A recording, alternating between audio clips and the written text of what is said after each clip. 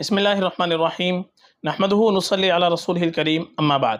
محترم ناظرین کرام، ایک صاحبہ ہیں اقرا، انہوں نے سوال کیا ہے فروا نام کیسا ہے اور کیا یہ اسلامی صحابیات کے نام سے ہے کیا؟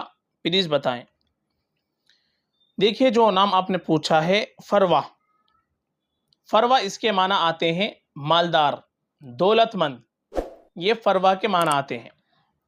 تو یہ نام اگر لڑکی کے لیے رکھنا چاہے تو رکھ سکتے ہیں، لیکن صحابیہ کا نام یہ فروا نہیں ہے۔ صحابیہ کا نام آتا ہے لڑکی کے لیے ام فروا۔ ام فروا یہ حضرت ابوبکر صدیق رضی اللہ تعالیٰ عنہ کی ہمشیرہ یعنی بہن کا نام گزرا ہے۔ تو لڑکی کے لیے صحابیہ کا نام اگر یہ رکھنا ہے تو پھر یہ ہم رکھیں گے ام فروا۔ باقی معنی کے اعتبار سے اگر یہ نام رکھنا چاہے تو لڑکی کے لیے فروا رکھ سکتے ہیں، مالدار اور دولت مند کے معنی میں آتا ہے۔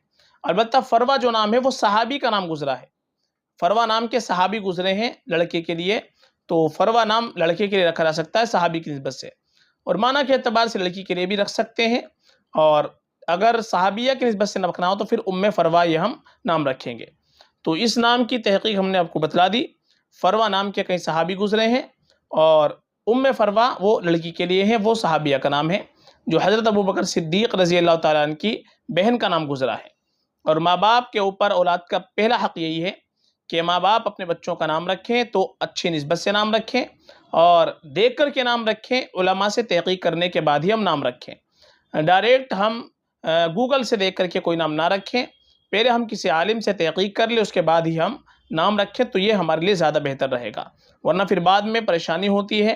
ہم کوئی نام رکھ لیتے ہیں اور بعد میں پھر اس کی تحقیق کرتے ہیں تو پھر وہ غلط اگر نکلتا ہے تو پھر اس میں بہت ساری مشکلات کا سامنا کرنا پڑتا ہے، ڈاکومنٹس کے اعتبار سے اس میں نام جلدی سے تبدیل نہیں ہو پاتا ہے۔